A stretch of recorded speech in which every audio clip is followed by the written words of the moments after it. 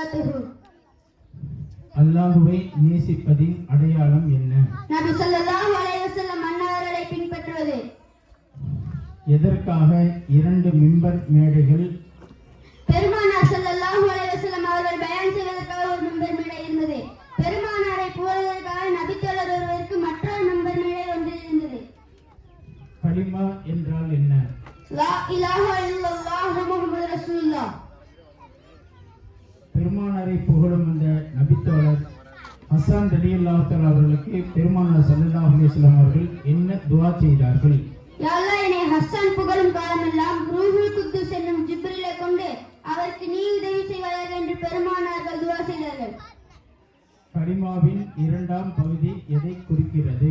முஹம்மது ரசூலுல்லாஹ், முஹம்மது நபி ஸல்லல்லாஹு அலைஹி வஸல்லம் அவர்கள் அல்லாஹ்வின் திருத்தூதராக இருக்கின்றார்கள் என்ற கலிமாவின் இந்த 2ஆம் பகுதி வசீலாவை குறிக்கிறது. கலிமாவின் முதல் பகுதி எதை குறிக்கிறது? முஹம்மது ரசூலுல்லாஹ், லா இலாஹா இல்லல்லாஹ், வணக்கத்திற்குரிய அல்லாஹ்வை தவிர வேறு யாரும் இல்லை என்ற இந்த முதல் பகுதி தௌஹீதை குறிக்கிறது. அல்லாஹ் எங்கே இருக்கிறான்? இடம் அல்லாஹ்விற்கு தேவைப்படாது, எனவே இந்த கேள்வியே தவறானது. அல்லாஹ்விற்கு காலம் உண்டா? அல்லாஹ் முதன்மையானவன், பிறகு அவன் காலத்தை படைத்தான். படைப்புகள் அனைத்தும் அழியக்கூடியதாகும். அல்லாஹ் அழிவற்றவன், எனவே அல்லாஹ்விற்கு காலம் இல்லை. அல்லாஹ் தங்குவதற்கு இடம் உண்டா? அல்லாஹ் அனைத்தையும் விட்டு தேவையற்றவன், எனவே அவனுக்கு தங்குவதற்கு இடம் தேவையில்லை. தௌஹீத் என்றால் என்ன? அல்லாஹ் ஒருவன் மட்டுமே வணங்குவதற்கு தகுதியானவன். பல தெய்வங்கள் இஸ்லாத்தில் இல்லை. சிலைகளையோ மனிதர்களையோ ஜின்களையோ வணங்கக்கூடாது. இதுவே தௌஹீதாகும். வசீலா என்றால் என்ன?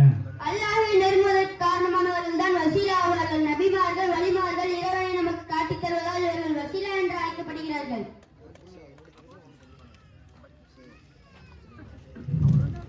கலிமாவின் முதல் பகுதி எதை குறிக்கிறது?